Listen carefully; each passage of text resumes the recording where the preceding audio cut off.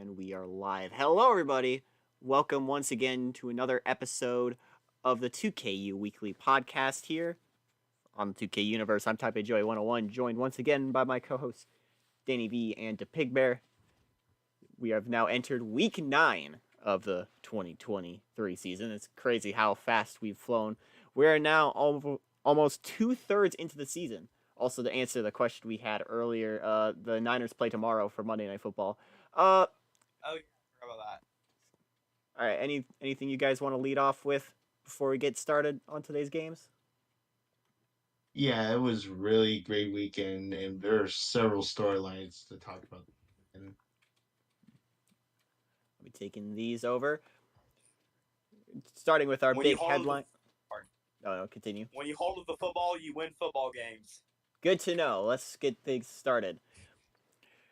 Starting with our stream game, the Oregon Ducks beat the Stanford Cardinal, showing up big late to be the biggest showing that Oregon's had on offense for most of this season and the biggest gashing the Stanford defense has taken all year.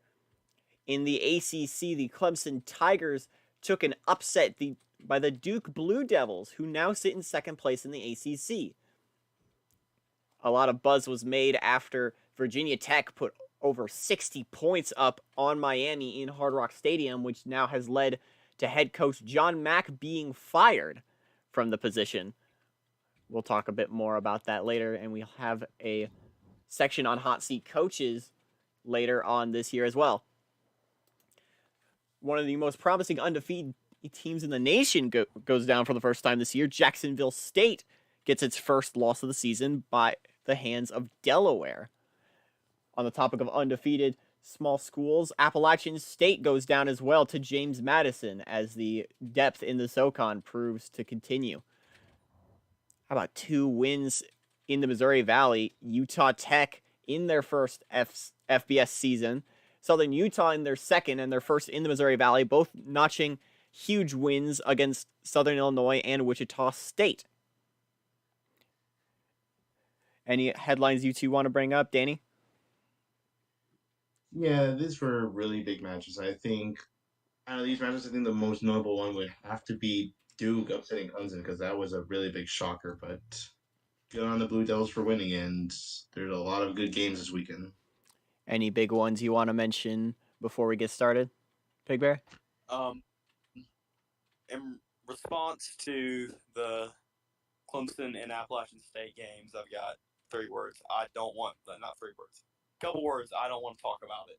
Don't want to talk about it. We will have to talk about it, but we'll get to that in a second. Let's delay that for now. We'll start with what might have been deemed the game of the century when it was played back in 2021.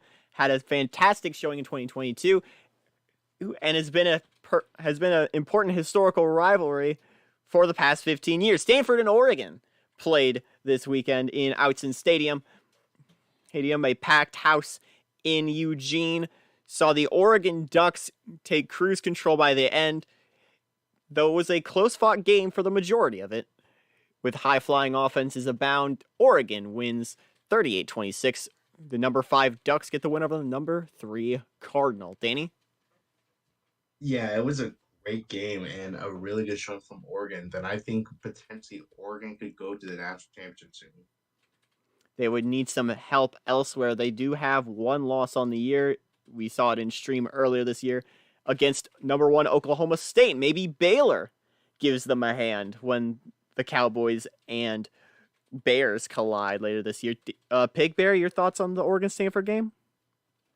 Yeah, it's great rivalry. Oregon-Stanford. Stanford's got a good defense, but Oregon found a way to shut them, and Oregon got the win. Hats off to Oregon. A testament to how good Stanford's been. This is the only game all season where Stanford has let up more than 30 points. And it's only the third where Stanford let up more than 20. Stanford hopes to keep that defensive dominance around. They're not out of it, obviously. They got their first loss yesterday, but there's still room to go, and they still have second place locked up in the Pac-12 or in the Pac-10. It'll be Pac-12 next year. Now we'll move on. Sorry, I couldn't delay it that much longer. Unger from Death Valley in Clemson, South Carolina. The Tigers were number 11. Duke Blue Devils came in winning 5 straight, and now they make it 6 straight. An unbelievable performance, as well as holding off a big Clemson comeback, leads to the Duke Blue Devils getting only their third AP Top 25 win in the last 30 years. 30-24, the final score. The Blue Devils now sit in second place in the ACC, controlling their own destiny. This is a team who hasn't won an ACC championship since 1972. We were still sending moon missions up the last time the Blue Devils were in the top of the ACC. Danny, your thoughts? Yeah, that it was a great showing by both Duke and Clemson. I believe if only some things went their way, Clemson could have won this game, but unfortunately they didn't. But there's still a lot of football left and a lot more time for both these teams to be within potentially the top 15, maybe top 10 if they are lucky enough. Pig Bear, describe your pain. Where to begin? Yeah, things go differently. We win. It's a story I can say about a lot of things, not just in the 2K universe, but in real life. A couple plays go differently. We win. But, I mean, hats off to Duke. They play their hearts out. And if we lose the Vodtech, I'm go Blue Devils in Charlotte. That Clemson Virginia Tech game is still pivotal, but now for another team as well. We'll be talking more about the implications later. Let's move on to the SEC. Number 16 LSU is still ranked in spite of 3 losses, though they'll likely not be ranked for much longer as they fall on the road to number 14 Auburn, 33-26 the final score. The Auburn Tigers now control their own destiny in the SEC West. Danny? Yeah, that for Auburn just smacked down LSU. It was a really good showing, and Auburn's looking like they might be the contender to win potentially the SEC. Definitely the SEC West at this rate. Pig Bear? Yeah, hats off to Auburn. Wiggle, wiggle, war and eagle. All right. To the Big East we go, to the top teams in the Big East North Division. Number 17, Boston College, heading to Stores to take on UConn. In a hostile environment, the Eagles eke out a win to remain a one-loss team. Number 17, Boston College, 21-20 over the Huskies. Boston College continues to control their own destiny, but they have a tough challenge in the future. They do play Syracuse. A win there would likely clinch them a berth in the conference championship game. Danny? Yeah, that for Boston College, they barely struck out this win, and for UConn, this might have been like a tough loss, but I do think Boston College is as close as they can to securing the Big East North title. Just they have to go through a few more games left. And for UConn, hopefully they can make it to a bowl game because they need as much help as they can. Pig Bear? So with the Boston College going to a rival in Connecticut and getting victory, tough place to play, tough victory. But yeah, they can just control. They control their own destiny, correcting the Big East North. That is true. They just went out, do your job. BC for Boston, forgot the lyrics of the fight song. Trying to win their final ACC champion or Big East championship before they move to the ACC in 2024. Speaking of, let's return to the ACC for a team controlling their destiny to a team living on the edge. Virginia, just narrowly holding out in a low-scoring game in Tallahassee, 17-9 over Florida State. The Virginia Cavaliers have a long road to go ahead if they want to keep in competition, but a win here at least keeps them still in the conversation. Danny? Yeah, that for Virginia to win this was a great game. And for Florida State, they had higher expectations going into the season, and I think they might not even make it to a bowl game at this rate. They need to do a rapid change to hopefully turn their season around. Pig Bear? Yeah, Virginia doing good stuff this week. About the first time I've heard it. Hats off to UVA getting the job done in Tallahassee. All right. Now we move to the Big Ten and 3 overtimes in the Twin Cities. The Minnesota Golden Gophers and Illinois Fighting Illini face off. It was Illinois who managed to get the hard-fought win 36-30 over the Golden Gophers. Danny? Yeah, 3 overtime. That was a really fun game to watch. But Illinois and Minnesota, they both have different expectations this season. Both of them had high expectations, but here they are.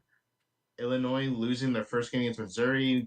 Minnesota still on a deep decline after being a Cotton Bowl champion, I believe, like a few years ago. So it's still like Illinois shocking to see lost the Cotton Bowl. Okay.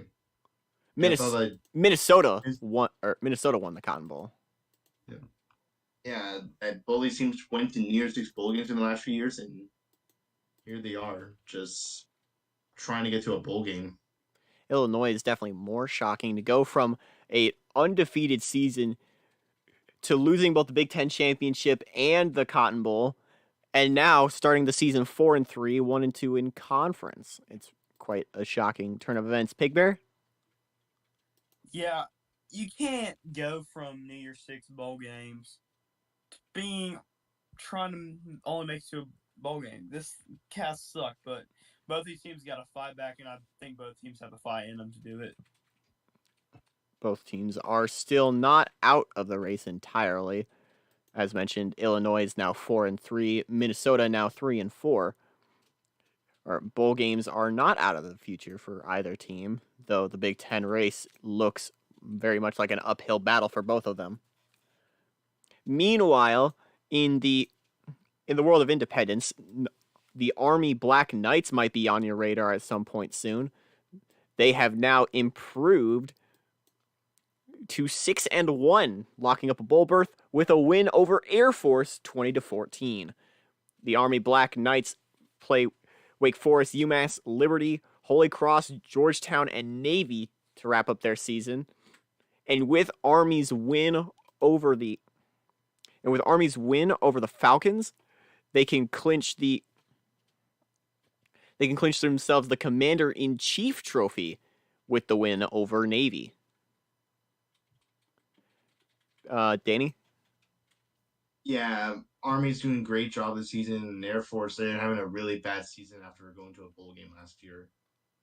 The only way Army cannot really win it is if Navy beats them later on this year, but Army's looking like the great favorite to win that game. In all fairness, we said it was a gimme last season, and Navy did win an improbable Army-Navy game that year. Pig Bear? Yeah, good job to Army getting one over Air Force. All right. Meanwhile, in the SEC, it's the third Saturday in October. Tennessee heading to Tuscaloosa to take on the Crimson Tide, and they gave Alabama all they could handle for being a team pretty low in the standings. It went down to the wire, but it all came down to the leg of their kicker, and he misses. The final goes down 14-13. Alabama beats Tennessee. Danny, your thoughts on Alabama and Tennessee here? Yeah, they gave them all they can, and it's one of those rivalry games where throughout the records, because it's going to be a fist fight to the end, and 1 point win. I know teams that have 1 point losses, so I know how you feel, Tennessee fans, but that 1 point can make all the difference. Pig Bear? Yeah. Has to suck for Tennessee. Really does here. As for Alabama, the Crimson Tide have now improved to 6-2. They would have had a bowl berth had it not been for their current restrictions. They could still get the technical win of the SEC West, though they wouldn't play in the conference championship. That honor would either go to the current leader Auburn or any team below them. They would, though Mississippi State, if they went out, get the title outright. We'll move on now to to a Conference USA matchup. Number 22, Cincinnati heading to Birmingham to take on the UAB Blazers, trying to keep their hopes of playing in Birmingham a second time alive for the CUSA Championship. And no, they absolutely messed it up here. 17-0 the final. UAB upsets the number 22 Bearcats. Cincinnati now with another big loss, falling to 6-2. Both losses in conference to UAB and the loss 2 weeks ago to UCF. This puts them at a disadvantage in the conference race, but it also keeps UAB alive. They're now 4-3 with a 1-2 conference record. The Blazers play UCF in Week 10, as well as a matchup in Week 12 against Liberty. They're trying to fight for a bowl game as well. If they can't win those, they still have Tulsa and East Carolina on their schedule. Danny, your thoughts on these two? Yeah, it was a really big shocker to see UAB just shut out Cincinnati. I mean, 17-0. I'm sure there might be a happy crowd in Birmingham, a happy homecoming for them, but it was a big shocker to see at least. But hopefully Cincinnati can get their season back on track. That's the type of game you want to see on homecoming, Pig Bear. Way to go, UAB! Go Blazers! I'm rooting for them to win. Sorry, we're biased, but like it'd be cool to see UAB do it. Meanwhile, staying in the Conference USA East, Louisville and Liberty, two of the best teams in the conference. The Liberty Flames were 5-1 entering this game. The Louisville Cardinals 5-2. It was a tough-fought game. It was a tough-fought game in Lynchburg, but Louisville pulls away at the end, 37-34 the final. The Cardinals are now bowl eligible after this win to prove to 6-2. Liberty will look for a bowl win as they'll take on Rice next week in Houston. Louisville heads to UAB. Louisville heads back home to play UAB next week. Danny, your thoughts on this and how it'll impact the CUSA? I was cheering for Liberty. I was really hoping Liberty would have got it. It was their biggest home game in program history. It was homecoming for them. They were all hoping for a big win, but just came short. A 3-point loss. But let's see how things could go for them. Let's hope that everyone can regroup at Liberty, and hey, they could still make it to a bowl game at least. A team who's definitely rooting for Louisville to win that was UCF. The UCF Knights are now in control of their own destiny in the Conference USA. They don't play a conference game in Week 9. We'll talk about that later, but they're currently, all they need to do is beat UAB and win at least 2 more of their conference games. They finished with Memphis, SMU, and USF. Pig Bear, your thoughts on UCF and or your thoughts on Liberty and Louisville? Yeah, good job, Louisville, getting the battle done, Battle of the Birds. Mm-hmm. Well, sorry. Well, Flames. Well, they have a bird nest. They have a bird It's a phoenix. Phoenix.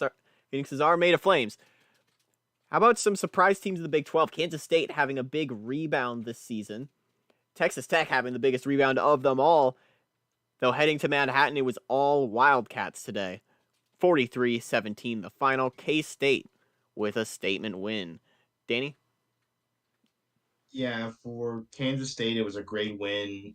They were trying to find some kind of momentum, and here they are finally getting something. For Texas Tech, they're still having a great season for their stances now. So let's hope that they can keep up this and maybe get to a bowl game because they're really hoping for one at this point. Pig Bear? Yeah, let's just hope they can keep it up.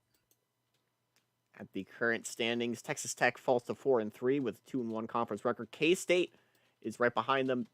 They're 2-1 in conference and 5-2 overall. Up next, we have a game from the SoCon. Number 21, Appalachian State heads to James Madison, I believe in Harrisonburg, Virginia. Correct. Thank you for that. Our local Southern America expert here to take on the Dukes. App State. More South Atlantic Appalachian. That works. North Carolina, South Carolina, West Virginia. Virginia, Maryland. Well, not really Maryland. Tennessee, Georgia, and Florida. Anywhere. And this has been the Pig Bear listing states. Now we'll move on now. Back to the game. James Madison had an impressive performance at home, very much akin to what William & Mary did against Appalachian State last year. The James Madison Dukes get the win 34-13 over Appalachian State and now cement themselves as a potential contender in the SoCon North, though they don't control their own destiny. That is currently Old Dominion who does in the conference. Danny?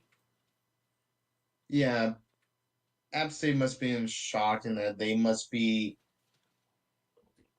were really hoping for a win. And for James Madison, this was a great win. They're still on their streak, and hopefully this keeps them in the race for that SoCon North division title. But it's gonna be hard with Old Dominion. Pig Bear? I don't want to talk about this one either, but good job, JMU. The James Madison Dukes with the win improve to 5-2. They can clinch a bowl berth with a win next week at home against Washington and Lee. It'll be only their second all time. They made their first last season with a loss to Navy. As for Appalachian State, they're still very much in their own destiny in the SoCon. They're now 7-1 with a 3-1 conference record. They are off in week 9, but they'll be playing Furman, Citadel, Georgia Southern, and Western Carolina to close their year. One more game before we do our top 25. The Pittsburgh Panthers sat on top of the Big East South Division as they hosted Rutgers in a pivotal game.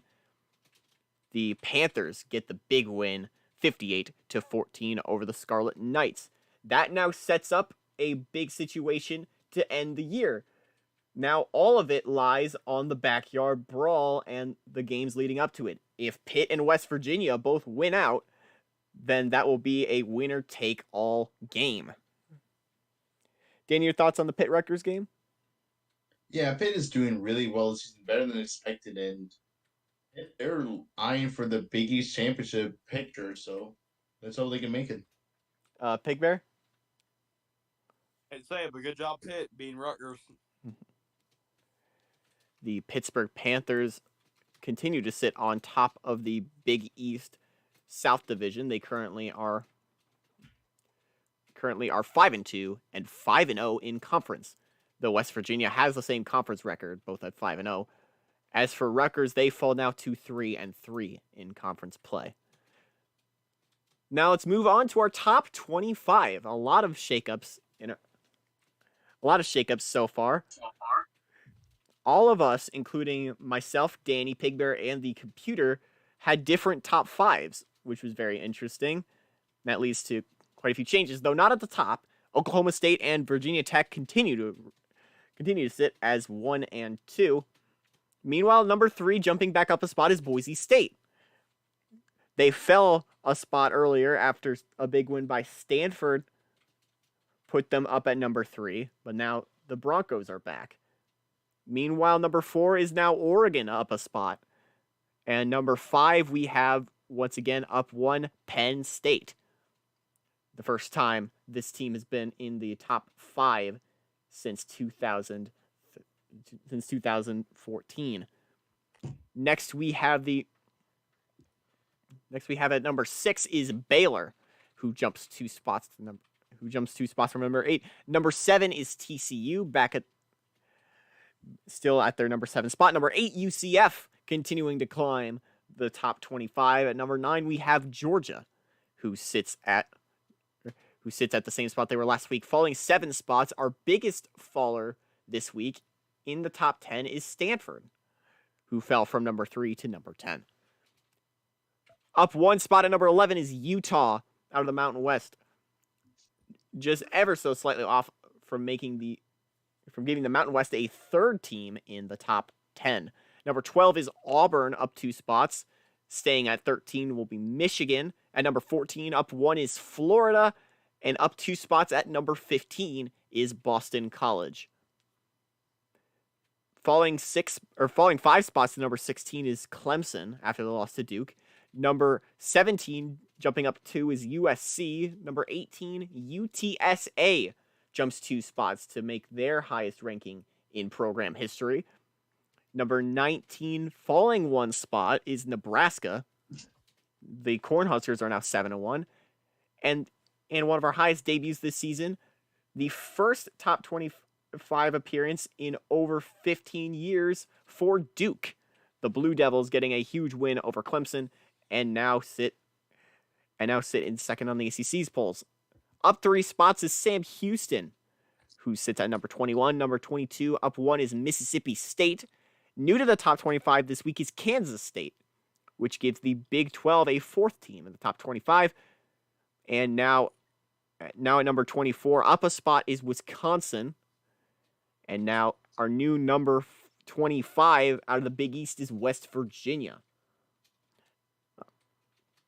It was a close call between West Virginia and Pitt and who's going to get that 25 spot, but it was given to the Mountaineers.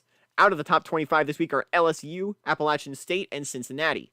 Our other teams receiving votes were Pitt, Old Dominion, BYU, Georgia Tech, LSU, Alabama, SMU, App State, Louisville, New Mexico State, Colorado, James Madison, Coastal Carolina, and San Diego State. Danny, your thoughts on this top 25?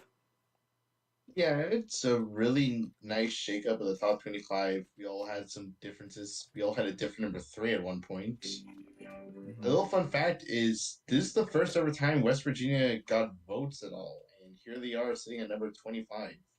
So, congrats, Mountaineers, and welcome to the club.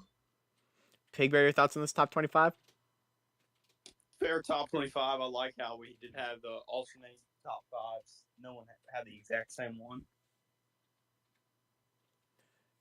You replace one Mountaineer team you're a fan of with another. Yeah. I'm going to hand it off to Danny as he talks about the teams who are bowl bound this week. Yeah, the current teams who are just reached bowl eligibility include Army, Auburn, Boston College, Duke, Houston, Louisville, New Mexico State, South Alabama, and West Virginia. Small little pick, but a lot of the teams hit the beat teams who are also at the 5-win margin, which brings it to the teams who are knocking outside of it. Which there are a lot of them. Yeah, a lot. So Strap here we in. go. Akron still remains knocking outside. They just got off their bye week, and here they are playing at home against Buffalo. Next up, it is Arizona State, who also was on their bye week, but now they're traveling to Cal. Next up is Arkansas State, who will be playing at home against ULM. After beating Western Kentucky earlier this weekend in an overtime game. Pretty fun game. Next up, we have also Buffalo traveling to Akron, so whoever wins that game will reach bowl eligibility. Next up, it is BYU. They will be playing against one of their major Mountain West rivals, Boise State, at Boise, so good luck, Cougars. Next up, you have Charlotte. They will be playing at home against North Alabama. Coastal Carolina, who just got off their bye week, will be playing at home against Middle Tennessee. FAU, who was also on their bye week, will be playing at home against Western Kentucky. Indiana will be going on the road to Illinois. Next up, we got Iowa, who is on their bye week next week, but after that, they will be playing at home against Michigan. Next up, we have James Madison, where after their big win against App State, they will be playing at home against Washington and Lee. Next up, we have Kansas State. They'll be traveling on the road to number 1 Oklahoma State. Next, we have Kent State, who will be traveling on the road to Toledo. We have Liberty, who, in their hopes of getting to a bowl game after their loss against Louisville, will be traveling on the road to Rice. Next up, we got Fresno State, who is on their bye week this week, but they will be going on the road to Long Beach. Next up, we got Miami of Ohio. Will be playing at home against Marshall on a weeknight. Next up, we have Michigan, who will be playing against a newly established rivalry in the Big Ten against cross borders rival Northwestern in Chicago. Cross lake rivals.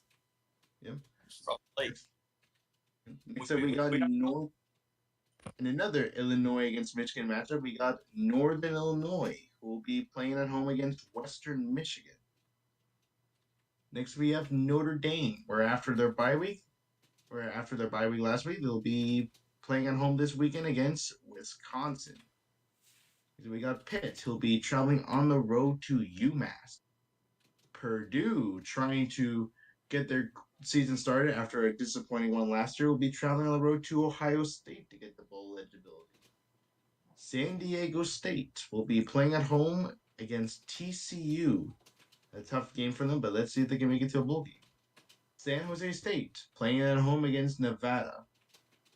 Southeastern Louisiana will be going to their bye week, but after that they play at home against reigning Southland champion Stephen F. Austin. Next up, we got Southern Illinois, who is going on the road to potentially the favorite to win the conference, South Dakota State. Next up, you have Syracuse, who will be going to their bye week. Then after that, and they'll be going on the road to Morgantown, West Virginia, playing against the Mountaineers. Next up, you got Texas State, who will be playing at home for their homecoming game against Colin Payton from Idaho. Their final game as a WAC opponents. Next up, you got USC, who will be playing at home against Washington State. Next up, you got Utah State, where after their big upset win against BYU, hopes to do it again, but this time against Utah at home. Next up, you got Wisconsin, who'll be traveling on the road to Notre Dame.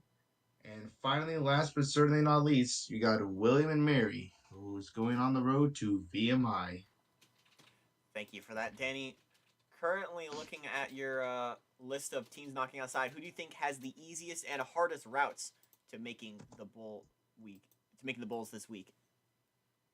Definitely the hardest team would have to be Kansas State. They're going on the road to the number one team in the nation, so that's always going to be tough to play at. For the easiest one, I'm going to have to go with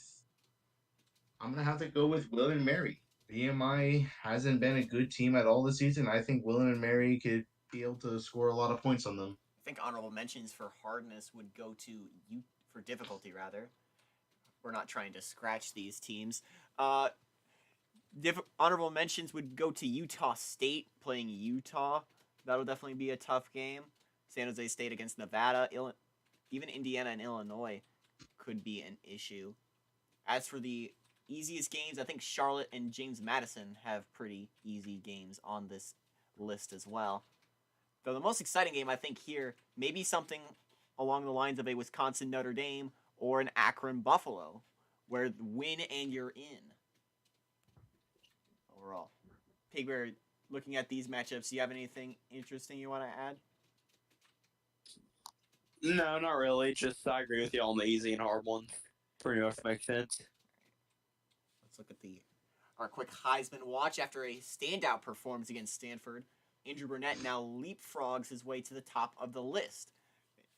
His quarterback for Oregon had a huge game. Maurice Powers is now second out of Penn State.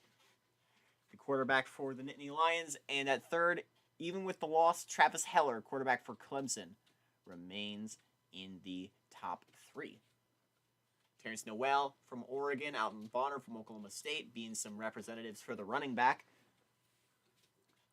Noel slipping mainly because of the competition above him. Noel is the highest ranked running back and the third highest ranked senior. Powers and Heller are seniors as well. Jared Fontaine, quarterback from Georgia. Aaron Herron, wide receiver from UCF. A new face in William Cooper, the quarterback from UTSA, trying to become the school's first ever Heisman finalist. The WAC has had only a handful of teams make the Heisman consideration, or a handful of players make the Heisman consideration.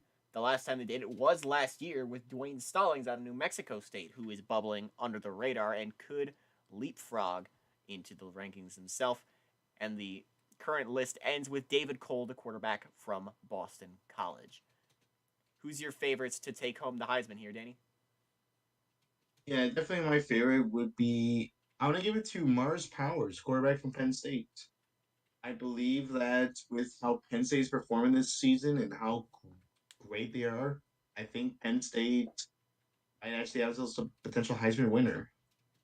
Pigbear? Yeah, I'm probably go I want to go Hillary. Obviously, no, I want to say Hillary. Bias. Luckily, I'm not a Heisman voter, or am I? I don't know. I haven't got that call back yet, but I like Powers too. I think Powers probably end up getting it. All right.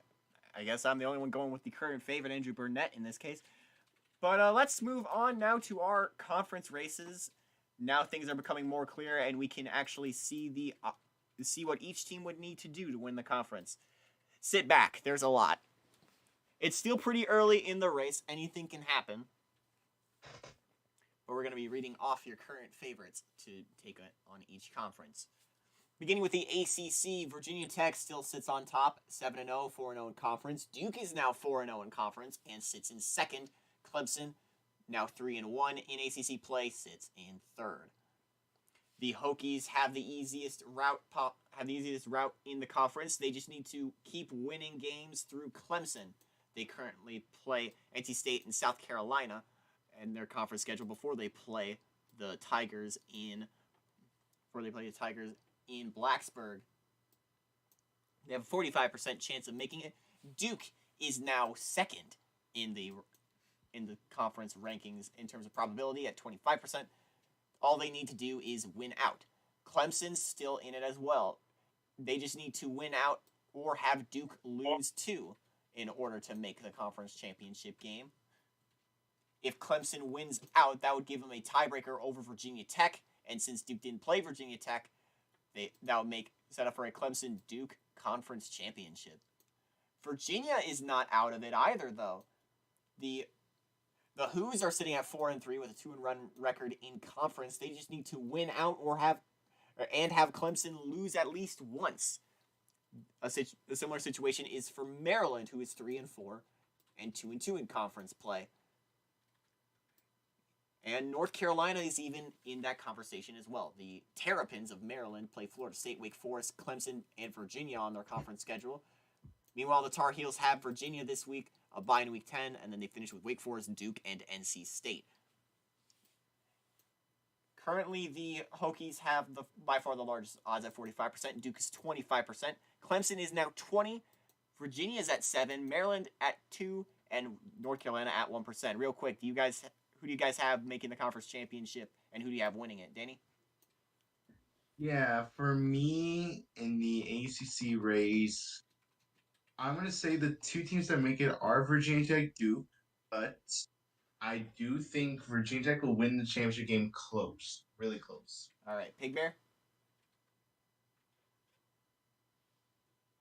I didn't realize it would be a Clemson Duke rematch. And I think Clemson with the bye week here takes this Duke game intensely. And there's so it's a tough bye week. It's not not what you mostly do on bye weeks where you kind of enjoy yourself, take some lax time off. You don't enjoy yourself at all. You get ready for the second half gruel. And I think Clemson goes to Blacksburg and finds a way to win. And Heller stays in the high, and you play Duke and beat Duke in a rematch in Charlotte, or I could be completely wrong. But You're Clemson Duke. Clemson Duke. I think Virginia Tech and Clemson end up in the conference championship game because it's not impossible for Duke to lose to, and I think Clemson has the strength to carry on, as does Virginia Tech. But I think ultimately Virginia Tech does the impossible and wins a 4th straight in the ACC. Meanwhile, in the first season of the American, there's no championship game, but the championship can still be claimed. Charlotte needs to win out in order to claim it. They are currently on top of the standings, 5-2 and 3-0 in conference play. The Jacksonville State slipped to 6-1. Now they're 1-1 in conference play. Eastern Kentucky leapfrogs them into second. They're 2-0 in conference play, 4-3 overall. Kennesaw, Delaware, Austin Peay, North Alabama, and Tarleton finish the standings. Charlotte needs to win out. Jacksonville State needs to win out through Charlotte in order to claim the conference championship. Eastern Kentucky needs to win out as well. Kennesaw needs to win out and have Charlotte lose 2. Delaware needs to win out and needs Eastern Kentucky and Charlotte to lose 2 each. And improbably, Tarleton can still win the championship if they win out and have Eastern Kentucky and Charlotte lose 2 each. It seems impossible, but there is a way. Jacksonville State is the favorite at 45%. Charlotte has 35%. Eastern Kentucky has 22%. Kennesaw has 15%. Delaware has 4%, and Tarleton is holding on to that 1%. Danny, who do you have in the American? I'm gonna say, give me Jacksonville State because they are playing against Charlotte at home, and I think that game is what determines the American title. Pig Bear? Go Niners, baby. UNC Charlotte gets it done. All right.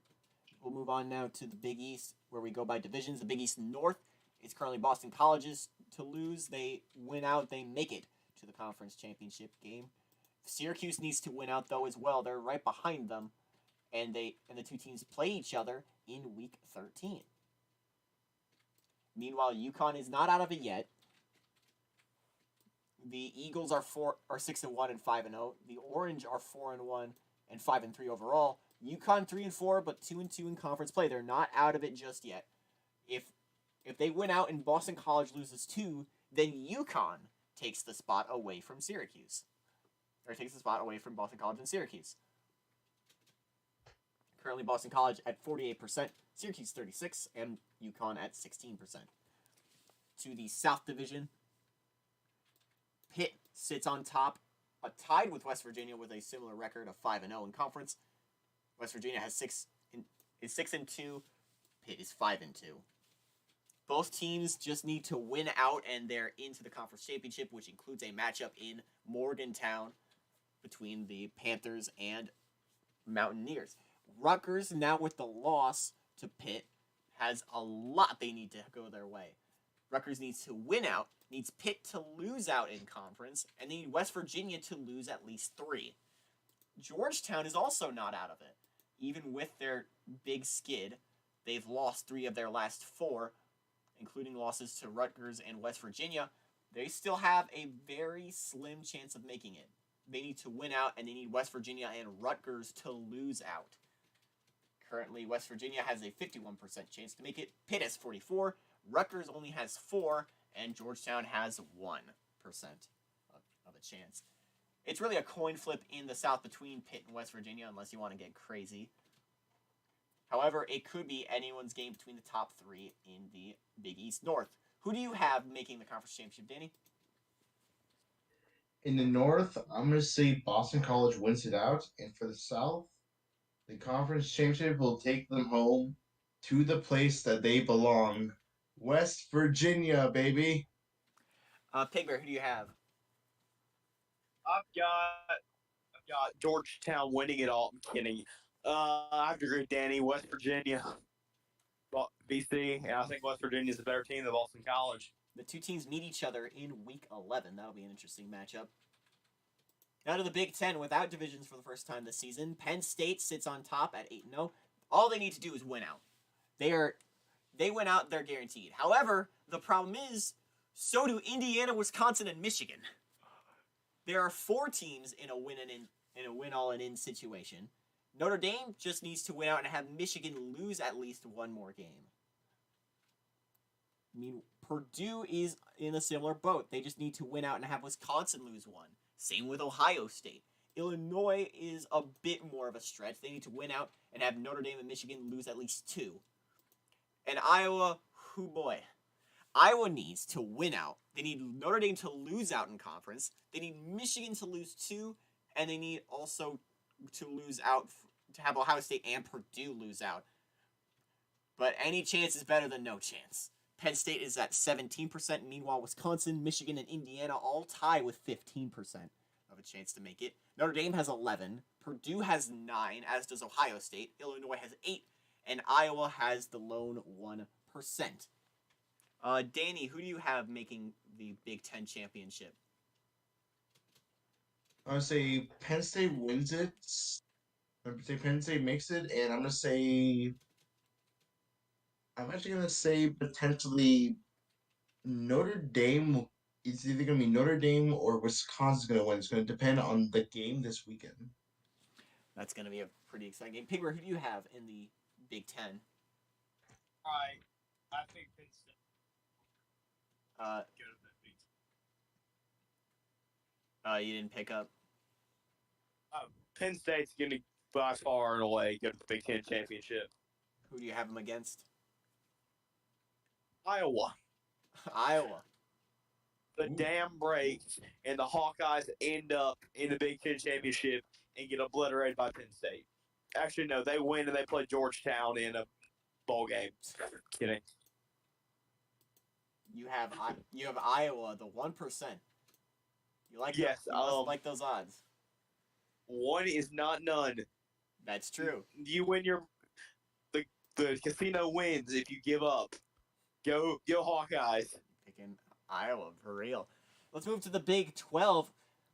From a conference that everyone has an equal chance to, a conference where no team has been eliminated yet. The Big 12, every single team has at least a tiny sliver of a chance to make it. Oklahoma State is currently number 1 by a good margin. They need to win out, and they're in. There's only one other team who are in a win-and-in situation, and you wouldn't guess. It's Texas Tech. Texas Tech is 2-1 in conference. They're 4-3 overall. They win all of their games. They make it to the conference championship game. Though that's definitely not an easy feat. They have Texas, Baylor, Texas A&M, Oklahoma State, and Colorado to end the year. Above them are Baylor and Nebraska. Baylor would just need to win through Oklahoma State in order to make it. Meanwhile, Nebraska needs to win out and have Oklahoma State lose once. A Baylor-Nebraska matchup would be possible in that case. Kansas State needs to win out and have Nebraska lose once.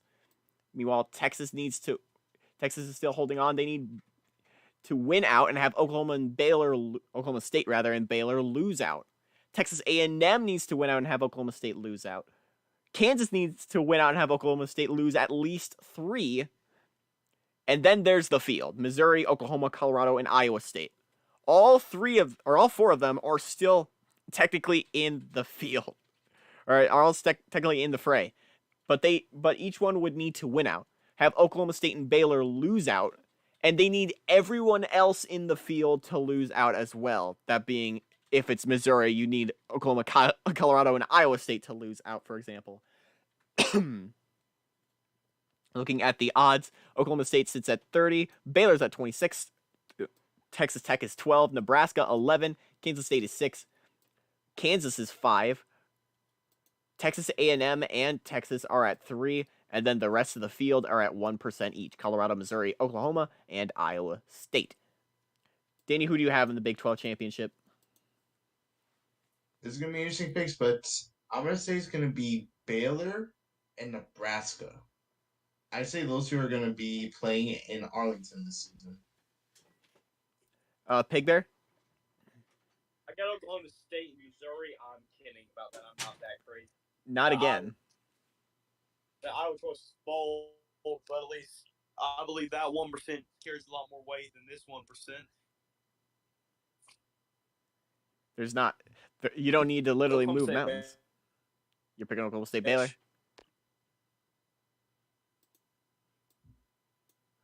All right. Conference USA. Now we go back to divisions. In the East Division, UCF has a pretty simple schedule ahead of them. They just need to beat at least UAB and 2 more conference games. They play Memphis, SMU, and USF to close their conference schedule.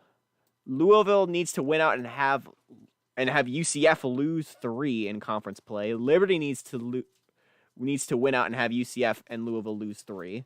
Cincinnati needs to win out. They need UCF to lose 3, and they need 1 more loss from UAB. Meanwhile, UAB has a surprisingly easy route. They need to win out and have UCF lose just once in conference play in order to make it. Though the numbers are still not kind to the Blazers. UCF is in front by 45%. Louisville is at 23, Liberty at 13, Cincinnati's at 12, and UAB is sitting back at 7%. Meanwhile, in the West, it's a 3-horse race. SMU needs to win out. They play Houston in Week 11. Houston needs to win out. They play SMU in Week 11. Meanwhile, Arkansas is still in the race. They would need to win out and have Houston lose twice. Arkansas still plays SMU, Rice, East Carolina, and Southern Miss. So a winning out is not impossible, but that game against SMU is a challenge. Pig Bear, who do you have? Actually, we will start with Pig Bear. Who do you have in the Conference USA Championship game? Me or Danny? Pig Bear, we'll start with you. Let's start with Danny. I need to make up my mind about it. Actually, I'll start with the divisions All right. here. Louisville. What division Louisville in? Craig, I'm sorry. The East. I think Louisville wins the East, and best is no Louisville's west of UAB wins the East, and who's in the West? I'm sorry. Or You have UAB over UCF? UCF. No, UCF. My God. All right, there you go. Yeah, you have currently in the race SMU, Houston, Arkansas. Give me SMU. I think they've had a good year. Mm-hmm. Currently, the numbers are Houston 49, SMU 45, Arkansas at 6 in the West, by the way. Danny, who do you have? Give me the space race. UCF Houston. All right. This will be the last matchup for these two teams before they move on to different conferences. We'll skip over the independents. There's not really anything to mention with. The Ivy League as well doesn't have anything to conclude with since the race is still so early. So we'll move on now to the MAC. Currently on top of the MAC East is Miami, Ohio, who is unbeaten in conference play so far and sitting at 5-2 overall. Though Akron and Kent State are both... Actually, there's 4 teams who are 2-1. Akron, Kent State, Marshall, and Buffalo are all 2-1 and at least 4-3 in conference, that being Marshall, with the rest being 5-2. Miami is in control. They just need to win out. Buffalo needs to win out as well. Akron needs to win out and have Miami lose 2. Kent State needs to win out and have Miami lose 2 as well. Marshall needs Buffalo to lose 1 and for them to win out. And Ohio is still in the race as well. The Bobcats are 2-5 and 1-2. They were an improbable champion last season. Maybe they do it again this year. But they would need to win out and have Akron and Buffalo lose twice. The odds sit at Miami of Ohio at 31, Buffalo at 21, Akron 17, Kent State at 15, Marshall at 11, and Ohio at 5%. Moving on to the West. Eastern Michigan is 3-1 in conference and control their own destiny. They just need to win out on the season. But so does Northern Illinois. They're 5-2 and 2-1 in conference play. The two teams face each other in Week 13. Toledo is here. They need to win out and have what Eastern Michigan lose once. So, for example, they would need Eastern Michigan to lose to Northern Illinois, in which case Toledo would end up having a tiebreaker over Northern Illinois if they win against the Huskies in Week 12. Central Michigan, in spite of a rough start, have gotten back to 500, entering their Week 8 bye. They play Ball State this week. They just need to win out because they play Toledo, Northern Illinois, and Eastern Michigan in a stretch. Western needs to win out and have Toledo lose twice, and they're still in it. Ball State is still in it as well, the only team not in the race being Bowling Green. Ball State needs to win out and have Northern Illinois and Toledo lose twice. The odds currently sit with Eastern Michigan in the lead at 36%, Northern Illinois at 29%, Central at 14%, Toledo at 11%, Western at 7%, and Ball State at 3%. Danny, who do you have going to the MAC championship? Give me Miami of Ohio to play against Toledo. I think that's going to be a really interesting matchup. Pig Bear? Give me Marshall versus Voice crack? Eastern Michigan. Yeah, Marshall. Wandering Nerd. Marshall versus Eastern Michigan. I think that's gonna be the pick. I think Marshall can. I think Buffalo loses 1 and Marshall runs the table and wins out. Marshall plays Akron this week, so keep an eye on that. At the That's actually interesting. This would be the last chance Marshall would have. This is their last season in the MAC before they move with Youngstown State to the Conference USA. Let's move on to the Missouri Valley. A pretty straightforward race for the Missouri Valley East. We have 3 teams in a win all your games and you're in situation: Chicago, Southern Illinois, and Western Illinois. Meanwhile, Illinois State is holding on. They just need to win out and have Chicago lose twice. Southern Illinois has the overall odds to win the division in their favor at 36%. Western Illinois has 30%, Chicago is 27%, and Illinois State is sitting at 7%. Meanwhile, in the West Division, South Dakota State is in control. They just need to win out. Northern Iowa needs to win out. South Dakota is sitting back, looking at a pretty daunting schedule. They need to win out and have Northern Iowa lose at least once. Wichita State's still in it as well. They need to win out and have South Dakota State lose twice. Meanwhile, North Dakota State needs to win out and have South Dakota lose at least twice. The Jackrabbits have the overall lead in terms of percentage at 39%. Northern Iowa has 23%, South Dakota has 19%, North Dakota State has 11%, and Wichita has 8%. Danny, who do you have going to St. Louis for the Missouri Valley Championship? Give me South Dakota State to play against Chicago. Pig Bear? Give me South Dakota State also playing in Chicago. Agreement here. The Chicago Maroons play their biggest game at home. They play Southern Illinois in Soldier Field. To the Mountain West we go. Back in a divisionless land. Currently sitting on top is Utah, followed by Boise State. Both are undefeated and with 3 wins in conference. There are several 3-1 teams. New Mexico and TCU are both 3-1. Utah State is 2-1 in conference play. Utah just needs to win out. So does Boise State, New Mexico, and TCU. All 3 of which are in a win-and-in scenario. Utah State is still in the running. They need to win out and have TCU lose at least twice. That's easier said than done, given the schedule ahead of them. Meanwhile, San Diego State, it's a doozy. San Diego State needs to win out. They need Utah State and New Mexico to lose twice each as well.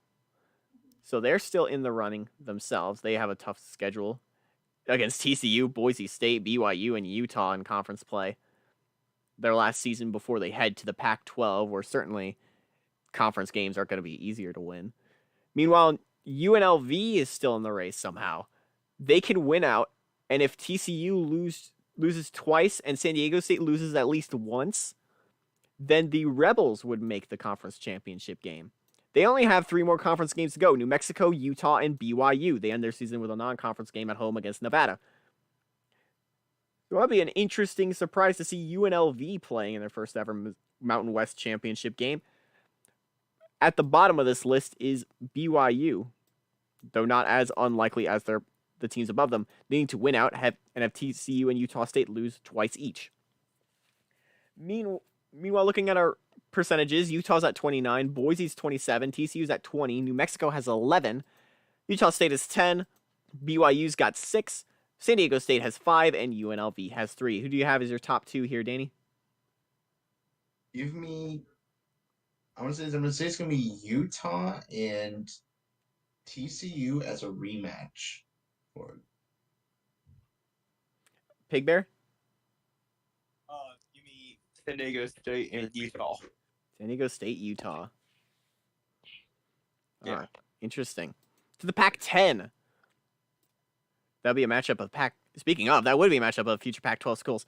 In the Pac-10, Oregon had a huge win over Stanford. Oregon just needs to win at least 3 of their conference games, and they're in. They play Arizona, Washington, Arizona State, and Oregon State to end their year. Stanford needs to win out to claim a spot. They're still 7-1, as are the Ducks. Arizona State and Washington State both need to win out in order to make it. USC needs to win out and have Arizona State lose at least 1 more game. And meanwhile, still hanging on by the slimmest of margins is UCLA. They need to win out and have either Stanford or Oregon lose 3 of their next 4. Looking at our current odds, Oregon is at a big 40% thanks to the win over Stanford. Stanford themselves have 27%. Washington State is at 11%. Arizona State has 10%. USC has 9%. And UCLA has only 3%. Danny, who do you have going to the Pac-10 championship, the final championship as the Pac-10 before they become the Pac-12? I think it's gonna be a rematch of Oregon Stanford. I think that's gonna be it. Both these teams have a very winnable schedules, and give me them to win. Pig Bear? Yeah, give me Oregon Stanford rematch. That'll be the first ever matchup between these 2 teams, the conference championship game. This is only the second year the conference will be going without divisions. Moving on to the... Twice as nice. All right. Meanwhile, in the SEC East is still a very interesting story. Georgia and Florida are in win and you're in situations. They need to win out, including a matchup on Saturday against each other. Georgia Tech needs to win out and have Florida and Georgia lose twice. That would include either Florida or Georgia losing one game, as well as potential losses for the Bulldogs against Auburn, Mississippi State, or Georgia Tech, as well as Florida having games against Auburn and LSU. Meanwhile, there are two teams still not technically out of it. Vanderbilt has a lot they need to go their way. They need to win out and have every team above them, Florida, Georgia, and Georgia Tech, lose out. Kentucky is in the same boat. They need to win out in conference, which includes Vanderbilt, Florida, Georgia Tech, and Alabama to end their conference season. And they need every single team above them, those being Florida, Georgia, Georgia Tech, and Vanderbilt, to lose out. That would be an incredible feat, but it's likely not going to happen. Georgia sits with the highest odds at 40%. Florida has 30%. Georgia Tech has 26%. Vanderbilt has a 5% chance, and Kentucky sits at 1 lone percentage point. Meanwhile, to the SEC West, Alabama is ineligible. They currently sit at 3rd in the conference standings. If they were to finish, it would be the next best team up that would make the SEC championship game. The current best team in the conference is Auburn. They just need to win, or division rather, is Auburn. They just need to win out in order to make it. Mississippi State needs to win out and have Auburn lose at least 2 games. There are 2 teams still in the running right behind them. They need to win out and have Auburn lose at least 3 games, those being Tulane and Ole Miss. And even LSU, who is in last in the division, can still win it if they win out and Auburn loses out. The current favorite is Auburn at 42%, Mississippi State with 27%. Tulane has 14%, Mississippi has 11%, and LSU has 6%. Who do you have in the conference championship game, Danny? Give me Florida and Auburn to play for it. I believe it's going to be a fun matchup, and I believe both these teams will renew that rivalry in Atlanta. This would be a rematch of their Week 11 matchup played at Jordan-Hare. Pig Bear, who do you have in the SEC championship this year?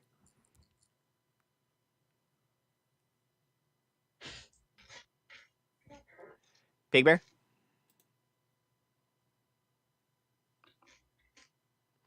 All right, we'll catch back with him later. Sorry. Dozed off.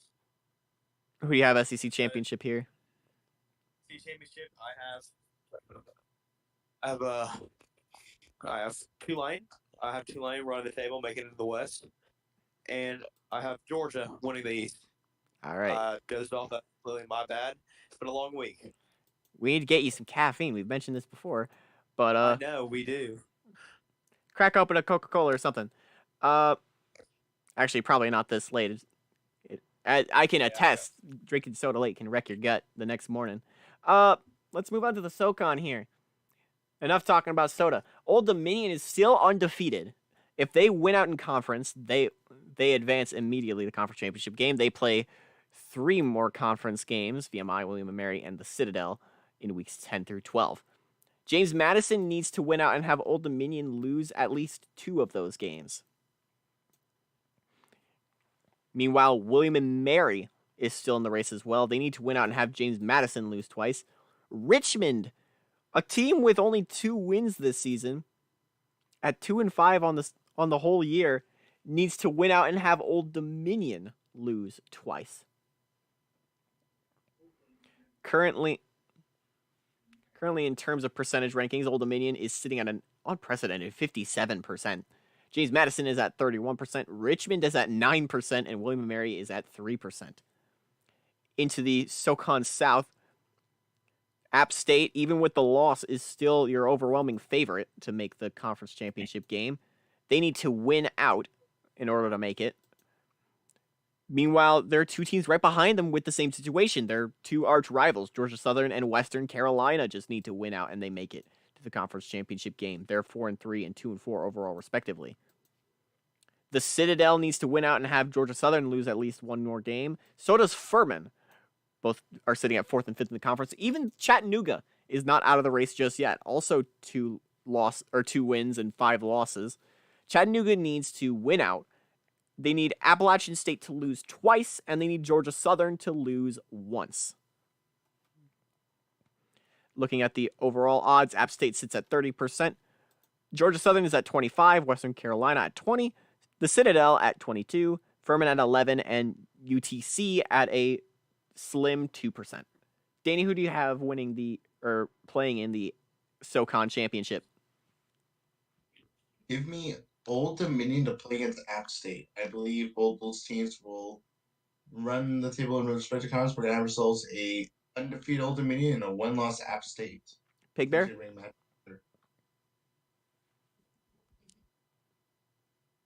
Pig Bear? Yeah. Give me App State and give me Richmond. Give me Richmond. I think the Spires can get it done. It's not impossible. Old Dominion may have a tricky game in conference against the Citadel. Let's move on to the Southland.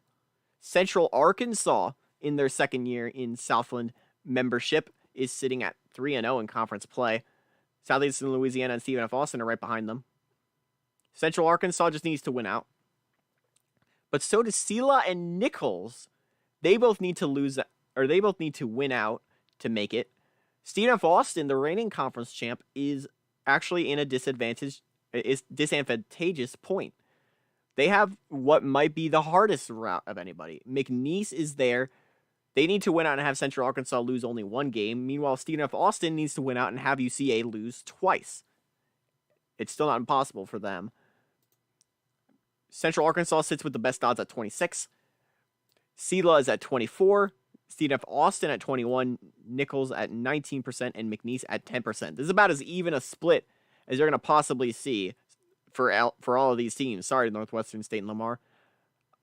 Meanwhile, in the West, it's not quite so. Two teams have huge odds. Of course, Sam Houston, obviously. They need to win out. They're currently 6-0, 3-0 in conference. Abilene Christian is in second in a surprisingly small gap.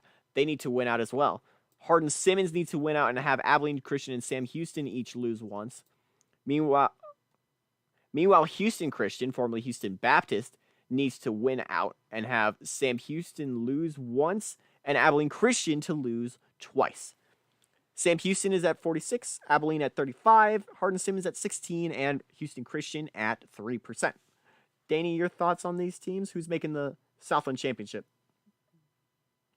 I think it's going to be Sam Houston, who's going to play against Central Arkansas. I believe the Bears have enough with them to potentially win it. I believe Central Arkansas also has a lot of winnable games. Pig Bear, who do you have going to San Antonio for the Southland Championship? Give me the same matchup, Sam Houston, Central Arkansas. All right. Now we move to the Sun Belt, which is a bit weird. It's actually still a pretty close race in the Sun Belt, in spite of Coastal Carolina having a huge jump out the gate. Both them and Florida Atlantic are tied in record. The two teams play each other in Week 11, which will be an exciting game to watch. Coastal and FAU just need to win out in conference. Middle Tennessee needs to win out and have Coastal beat FAU, or have FAU lose at least one more conference game. FIU needs to win out, and Coastal Carolina needs to lose twice for the Panthers to make it. And Western Kentucky needs to win out and have Coastal Carolina, FAU, and FIU lose one game apiece. Currently, the odds sit with Coastal Carolina at 31, FAU 27, Middle Tennessee 21, FIU 17, and Western Kentucky at 4%. On to the West, which is bizarre. Troy and Louisiana are the only teams who control their own destiny. The Troy Trojans currently sit on top of the division. They're 4-0 in conference play, even after starting 4-4. The Trojans just need to win out. Louisiana needs to win out as well. They had a bad start also. They were also starting 0-4. They started 0-5, but they won their last two against Arkansas State and South Alabama. They play Troy in Week 11, potentially for the lead. South Alabama, though, still sits in second in terms of odds. They need to win out and have Louisiana lose at least one game. Louisiana is followed by Arkansas State, who the Raging Cajuns beat back in week 7. The Red Wolves need to win out. They need Troy to lose twice, and they need Louisiana to lose once. North Texas is still in the running. The reigning Sun Belt champs in their final year of Sun Belt play need to win out, have Troy lose once, and have Arkansas State lose out in conference. Meanwhile, Louisiana Monroe is in it as well. Louisiana Monroe needs to win out and have Troy and South Alabama lose one apiece. Troy sits at 32% chance of making it. South Alabama's at 21. Louisville's at 19. North Texas is at 14. Arkansas State is at 10. And Louisiana Monroe is at 4%. Danny, who do you have in the Sun Belt Championship? Yeah, give me. I'm gonna say it's gonna be a rivalry rematch of the season. It's gonna be FAU and Troy. I believe there's gonna be a lot of potential for those teams to meet up. Pig Bear? Yeah, give me FAU, Troy, repeating it. All right. That seems like outsider pick, but it seems like a pick that could make some sense. All right, we have one more conference to do. The show's getting a little long. We'll run through it real quick. The WAC will do. The WAC Mountain Division is still pretty close. The only team out is Cullen-Payton. Sorry.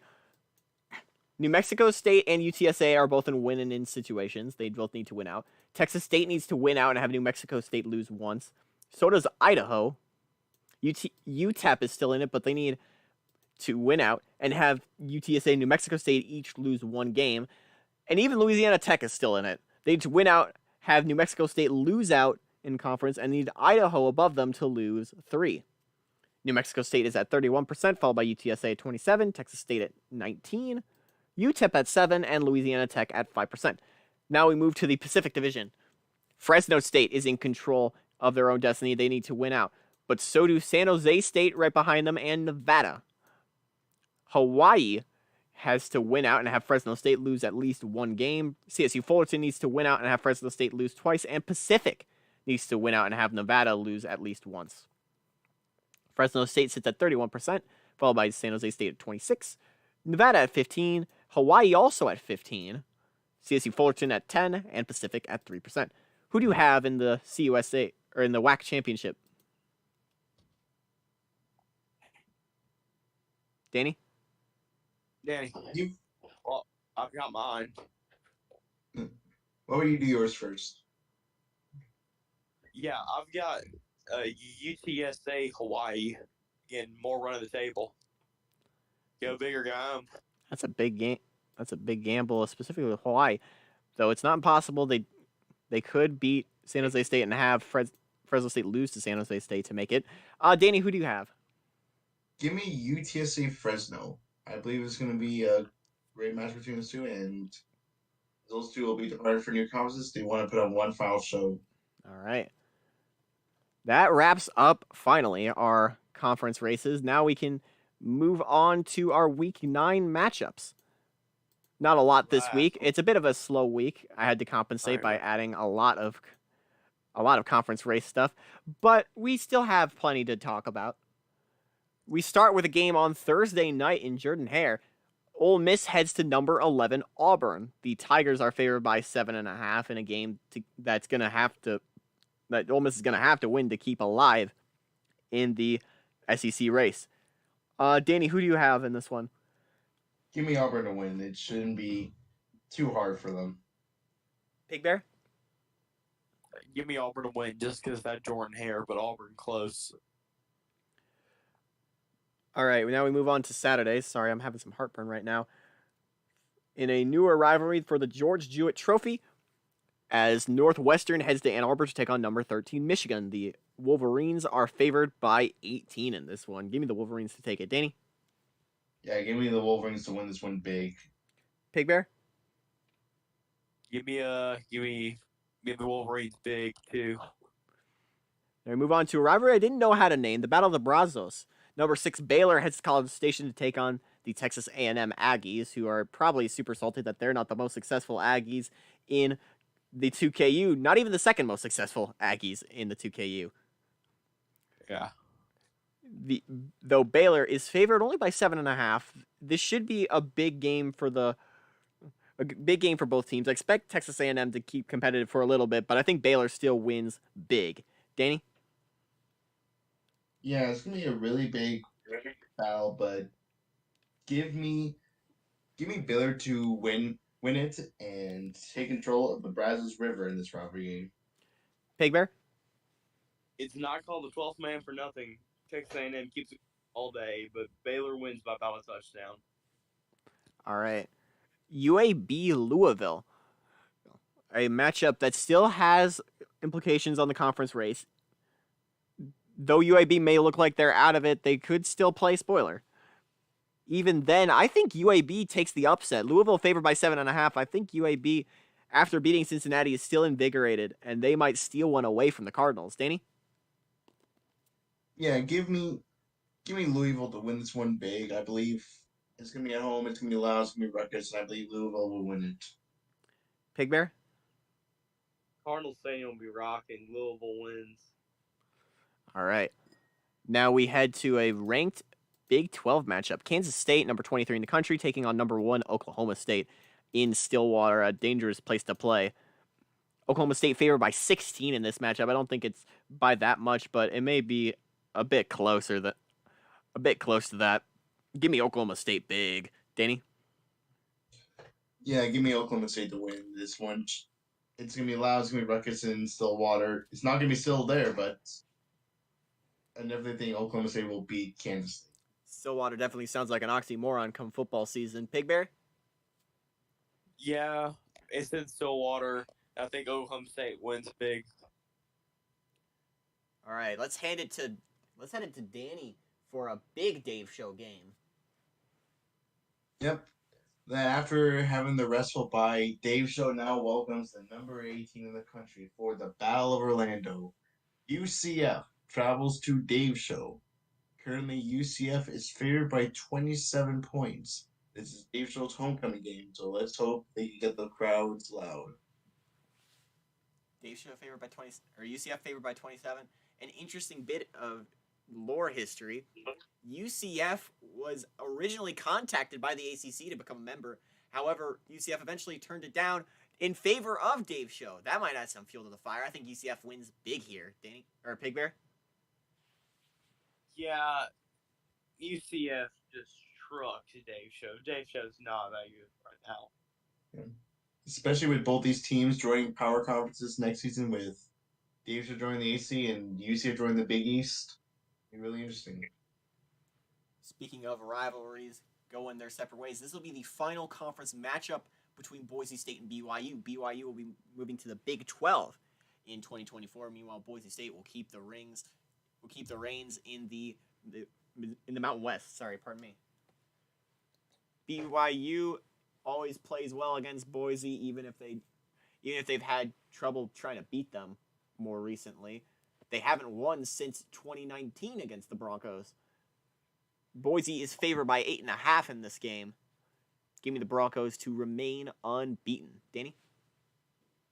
Yeah, give me Boise State to win this one. It should be also an intense matchup for them, but we have seen BYU pull off the upset in Boise before in the first season of 2K. See. Meanwhile, Pig Bear? Yeah, give me Boise State winning this one big. All right, let's continue with another Mountain West matchup, the final Mountain West matchup between TCU and San Diego State. San Diego State will be moving to the Pac-12 next season. TCU may be a little salty that they didn't get an invite to a big conference. Maybe not, since they still control the Mountain West, and they will continue to with Boise State. And maybe there's less competition here without San Diego State and Utah coming into the future. TCU, San Diego State, there is no line for this one, but San Diego State is surely going to keep it competitive, but it gave me TCU to win a big one on the road. Danny? Yeah, give me TCU to win this one as well. I'm sure they're still aiming to get that TCU automatic bid to the BCS, so they're still technically in a power conference, at least just not one of the premier ones. Pig Bear? Give me TCU to win. All right, let's move on to a Big Ten matchup. Wisconsin Notre Dame, crucial for both teams in the Big Ten championship race. The number 24 Badgers are favored on the road in this game. Give me Wisconsin to win it. Danny?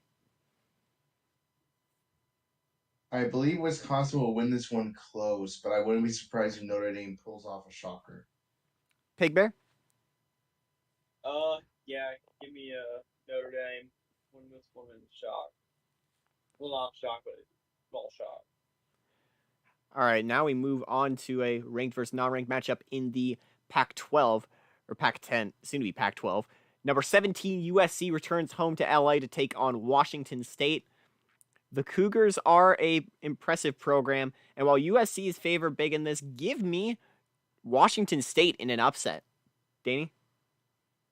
Yeah, give me USC to win this one. I believe they're going to win this one close, but do you think USC will pull out the win against Washington State? Pig Bear? Yeah, give me Washington State to win here, upset. All right, now we wrap those games to our 2KU Game of the Week. For one of the most premier rivalries and one of the textbook examples of rivalries played at neutral sites, this game doesn't have an official name. It's officially just known as the Florida-Georgia rivalry, though we here love to call it the world's largest cocktail party. Number 14, Florida, number 10, Georgia. Both teams ranked in this matchup for the first time since 2017. For the first time since 2017, they're both within the top 15. The Georgia Bulldogs are favored in this one by 6. Georgia against Florida, one of the best rivalries in the SEC. And with huge implications, both teams only have one loss each. Florida needs to keep winning because they have their one loss in conference. It's do or die for the Gators. Georgia, it isn't do or die for Georgia, but it may as well be. I think the Bulldogs win it once again. Pig Bear? Or actually, Danny? Give me the Dogs to win this one. I think Georgia's going to win this one easily. All right. Pig Bear, close us out. Who do you have here? All right, I went off task, loads off task last year. I'm not going to go far off task. We already went over the music aspect. Let's go over the geography aspect of both these cities. Gainesville and Athens. I've been to both. Gainesville's kind of in the swamp, kind of like North Florida, just North Florida. Athens, kind of near the Georgia-South Carolina border. But let's go over more of this. Just the whole states of Georgia and Florida. These two states, both are big states. Don't get me wrong, population-wise and area-wise, big states with mountains in North Georgia to swamps in Florida and swamps in South Georgia and beaches and the Keys. But these two teams, they represent these states well. While the line says even, I think Georgia wins by 2 touchdowns here. You're picking the Dogs to take it. That'll do. Don't forget to join us on Saturday for that game. Also, don't forget to join the Type 8 Joey 101 Discord linked on the channel's about page, where you can join us for all the 2KU updates, as well as some exclusive games starting soon on Tuesday night. On Tuesday night next week, Halloween night, we'll be playing a late night game against LSU and Ole Miss in call. Don't forget to join us for that. Thank you all for watching. Don't forget, of course, to tune in on Saturday for Florida, Georgia in Jacksonville. And so long from the two.